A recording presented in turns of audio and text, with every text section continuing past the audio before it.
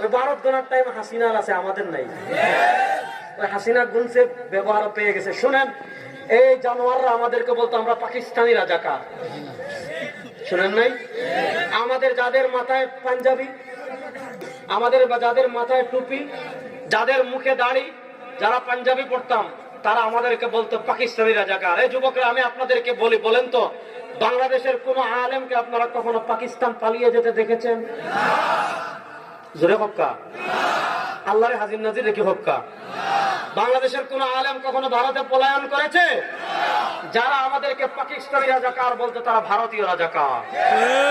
আমরা দেখেছি কোন আলেম পাকিস্তানে পালিয়ে যান নাই, কিন্তু ভারতের রাজাকার 2024-এর গণঅভ্যুত্থানের পর ভারতে পালিয়ে গিয়েছে।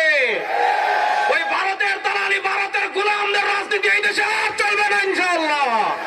ইসলামকে মাইনাস করার স্বপ্ন দেখবেন, এদেশে থাকতে পারবেন না। Go to Delhi.